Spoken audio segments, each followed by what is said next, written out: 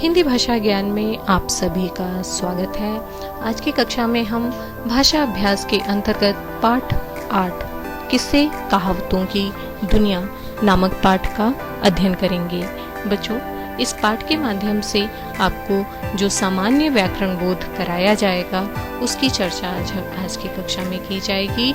तो प्रश्न संख्या 1 है, नीचे दिए गए वाक्यों को पढ़कर बताइए कौन कैसा है। बच्चों, पहले हम वाक्य पढ़ते हैं। पहला वाक्य है, महल आलीशान था, सामान कीमती था, कितनी मजेदार खीर थी। आपको स्पष्ट हो गया होगा बच्चों कि मोटे काले शब्द संज्ञा शब्द की क्या बता रहे हैं, विशेषता। जैसा कि मैंने पिछली कक्षाओं में भी आपको बताया है कि संज्ञा व सर्वनाम शब्द की जो शब्द विशेषता बताते हैं उन्हें हम विशेषण कहते हैं। जिस शब्द की विशेषता बताई जाती है उस शब्द को विशेष्य कहते हैं और विशेषता वाले शब्द को विशेषण कहते हैं। आप इस संदर्भ में मैंने एक अलग से वीडियो बना रखी है, आप उसको देखेंगे तो आपको और अच्छे से समझ में आएगा कि विशेषण किसे कहते हैं, है ना। आगे बढ़ते हैं।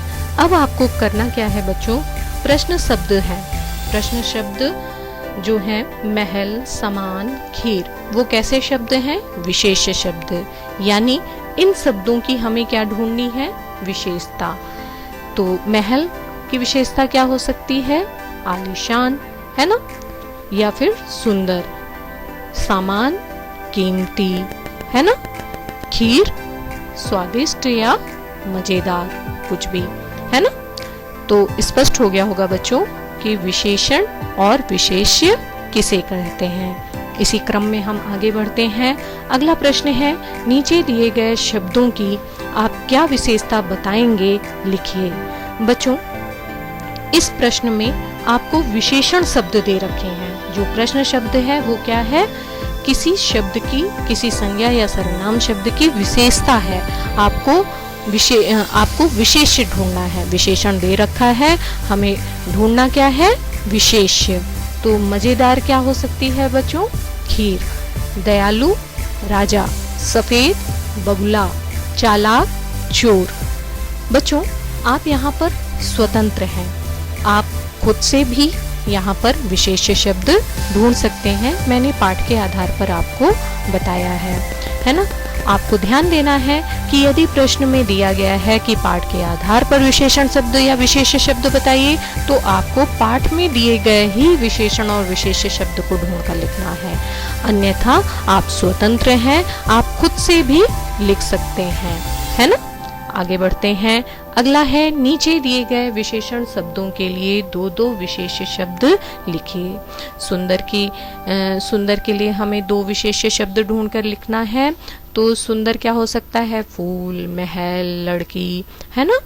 लंबा, रास्ता, आदमी, रस्सी, है ना, कुछ भी। गरम, खाना, हवा। अगला प्रश्न है, नीचे दी गई चीजों को उनके रंग के अनुसार छांट कर लिखिए। तो देखते हैं बच्चों, यहाँ पे 3 रंगों में विभाजित करना है आपको इन शब्दों को। उजला यानी सफेद, काला यानी काला, है ना, पीला। उजला, दूध। अब हेल्प बॉक्स में जो शब्द दिए हैं तो आपको उनको उनसे संबंधित जो उनका रंग है उसी बॉक्स में आपको इन्हें लिख देना है। तो दूध कैसा होता है बच्चों, उजला यानी सफेद। दही भी उजली होती है। चांदनी यानी रात, जब चांदनी रात होती है तो चारों तरफ हमें कैसी दिखाई देता है, उजला उजला दिखाई देता है, चांदनी बिखरी हुई रहती है ना। यानी सफेद रोशनी चारों तरफ बिखरी हुई होती है। काला कोयला, तवा, धुआं। पीला हल्दी, सरसों के फूल और नींबू। चलिए, अगला प्रश्न है, नीचे दिए गए वाक्यों में मोटे काले शब्दों का लिंग, स्त्रीलिंग, पुल्लिंग। तो बच्चों, पिछली कक्षा में भी आपने पढ़ा था कि जिन संज्ञा शब्द से उसके स्त्री या पुरुष, है ना, स्त्री या पुरुष जाति होने का बोध हो यानी पता चले, उसे हम लिंग कहते हैं। अगर स्त्री जाति का होने का पता चल रहा है तो वो क्या होगा, स्त्रीलिंग। और यदि पुरुष जाति का होने का पता चल रहा है तो क्या होगा, पुल्लिंग। बच्चों, इस पर भी मैंने वीडियो बना रखी है, आप उसको देखेंगे तो आपको बहुत अच्छे से समझ में आ जाएगा कि लिंग किसे कहते हैं, है ना। चलिए, अब हमें क्या करना है बच्चों, आपको वाक्य को पढ़ना है और वाक्य को पढ़कर उसके आधार पर बताना है कि वाक्य कैसा है, स्त्रीलिंग में है या पुल्लिंग में है। बच्चों, आप ये वीडियो अवश्य देखिएगा, उसमें मैंने बहुत सारी चीजें समझाने का प्रयास किया गया है कि स्त्रीलिंग और पुल्लिंग वाक्यों की पहचान कैसे की जा सकती है ना। चलिए, खीर बढ़िया बनी थी, ये कैसा वाक्य है, स्त्रीलिंग। महल आली शान था, ये कैसा वाक्य है, पुल्लिंग। झोपड़ी टूटी फूटी थी, स्त्रीलिंग। बगुला उड़ गया, कैसा वाक्य है, पुल्लिंग। आगे बढ़ते हैं, सही शब्द छांटकर लिखिए। आपको बच्चों हेल्प बॉक्स में शब्द दे रखे हैं, आपको रिक्त स्थान में उनकी पूर्ति करनी है, यानी खाली जगह पे उन्हें भरना है। ध्यान देना है कि वाक्य के अनुसार ही शब्दों का आप चयन करें। जैसे पेड़ गिर जाने के कारण रास्ता बंद हो गया, है ना। यदि हम यहाँ पे के आगे, के पीछे या किनारे लगा देते तो वाक्य पूर्ण नहीं होता। इसीलिए बच्चों मैंने कहा कि आपको उचित शब्दों का चयन करके ही वाक्य को पूरा करना है। सौम्या नदी के किनारे बैठी थी, घर के पीछे पीपल का पेड़ था, स्कूल के आगे बड़ा सा पार्क है। अगला प्रश्न है, नीचे दिए गए शब्दों के लिए एक शब्द छांटकर लिखिए। बच्चों, यह एक लघु वाक्य है जिनको अनेकार्थी शब्द भी कहते हैं। मतलब कहने का मतलब बच्चों कि किसी लघु वाक्य या किसी उसको हम संक्षिप्त शब्द में क्या कह सकते हैं, उसे यहाँ पर जानने की आवश्यकता है। जैसे जो पढ़ा लिखा ना हो उसे हम क्या कहेंगे बच्चों, अनपढ़। जो राज करे राजा, जिसमें विष हो विषैला, जिसके पास धन ना हो उसे क्या कहते हैं, निर्धन, है ना। संक्षिप्त शब्दों में हम किसी को जब अभिव्यक्त करते हैं या अपनी बात कहते हैं तो उसे वाक्यांश के लिए एक शब्द कहते हैं।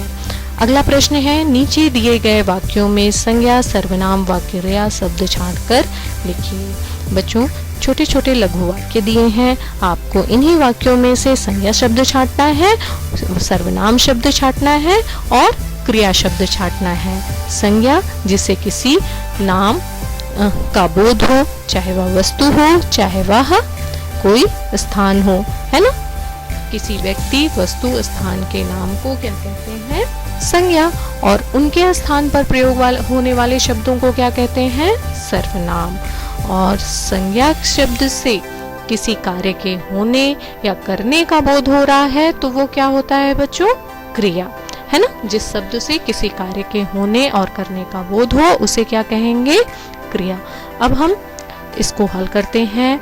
वह, तो वह यहाँ पे हमें नहीं पता है कि वह कौन है, राम है, लक्ष्मण है, सीता है, गीता है, कौन है यह हमें नहीं पता, है ना। लेकिन यह कोई व्यक्ति है ना, कोई किसी व्यक्ति के बारे में बात हो रही है, यानी संज्ञा के स्थान पर सर्वनाम यानी सबका नाम, किसी का भी नाम हो, किसी के भी बारे में कहा जा सकता है। तो स्पष्ट हो गया, वह क्या हो गया, सर्वनाम। महल बिल्कुल आसान संज्ञा शब्द है ना। में घुसा, घुसा क्रिया। तो आप देख रहे हैं, महल संज्ञा, वह सर्वनाम, घुसा क्रिया। उसने सर्वनाम शब्द, खीर संज्ञा शब्द, खाई क्रिया। हमने सर्वनाम, चोर संज्ञा, पकड़ा क्रिया।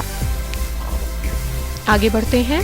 अगला प्रश्न है, नीचे दिए गए मुहावरे लोकोक्तियों के अर्थ छांटकर लिखिए और वाक्य में प्रयोग कीजिए। अब बच्चों, इस प्रश्न को हल करने से पूर्व हमें यह समझना होगा कि मुहावरे किसे कहते हैं और लोकोक्तियाँ किसे कहते हैं। मुहावरे बच्चों वाक्यांश, एक लघु वाक्यांश होते हैं जो अपना लाक्षणिक अर्थ प्रदान करते हैं। कहने का मतलब जो शब्द लिखा होता है या जो वाक्य लिखा होता है उसका वो शाब्दिक अर्थ नहीं प्रदान करते, बल्कि उसका लाक्षणिक अर्थ यानी उसके आधार पर जो वो कहना चाहते हैं। जैसे आसमान सिर पर उठा रखना, यानी बच्चों ने आसमान सिर पर उठा रखा है। तो इसका मतलब ये नहीं होगा बच्चों कि वास्तव में आसमान सर पर उठा रखा है बच्चों ने, बल्कि इसका लाक्षणिक अर्थ क्या है कि कक्षा में बच्चे बहुत शोर मचा रहे हैं या घर में बच्चे बहुत शोर मचा रहे हैं, उत्पात कर रहे हैं, उधम कर रहे हैं, जिससे यह कहावत या मुहावरा प्रयोग किया गया है कि आसमान सिर पर उठाना। तो आशा है स्पष्ट हो गया होगा कि मुहावरे वो लघु वाक्यांश होते हैं जो अपना शाब्दिक अर्थ छोड़कर लाक्षणिक अर्थ प्रदान करते हैं। अब हम समझते हैं लोकोक्ति किसे कहते हैं बच्चों। लोकोक्ति जैसा कि शब्द से ही स्पष्ट है, लोक धन उक्ति, यानी लोक में प्रसिद्ध जो प्रचलित बातें या वाक्य या शब्द होते हैं उन वो जो किसी विशेष अर्थ को प्रदान करें। मुहावरे की तरह ये भी अपना शाब्दिक अर्थ नहीं प्रदान करते, बल्कि एक लाक्षणिक अर्थ प्रदान करते हैं, लेकिन यह जन प्रचलित होती है।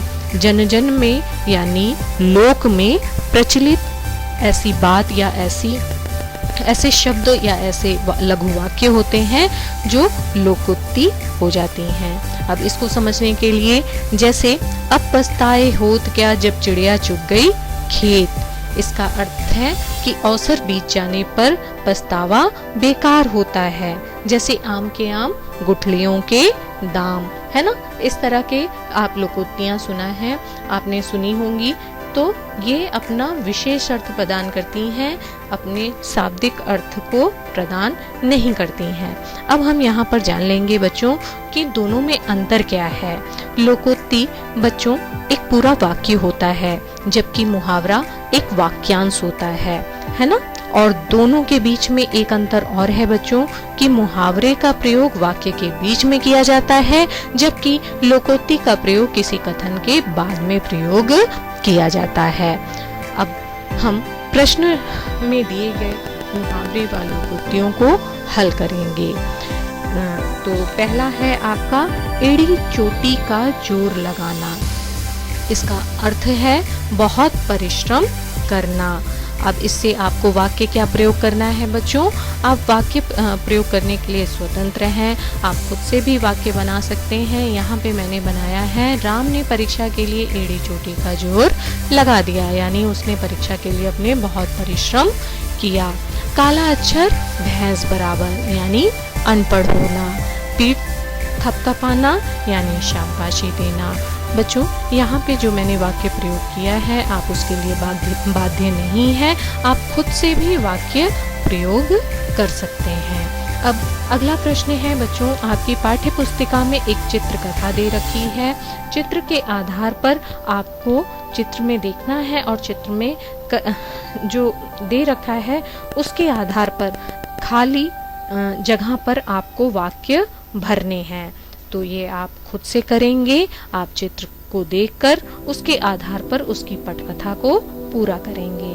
तो इस तरह से बच्चों मैंने आज की कक्षा में आपके समस्त प्रश्नोत्तर व्याकरण अभ्यास करा दिए हैं। अब आप इन्हें अपनी पाठ्य पुस्तिका में कर लेंगे। आशा है आपको समझ में आ गया होगा। आज की कक्षा में बस इतना ही। धन्यवाद।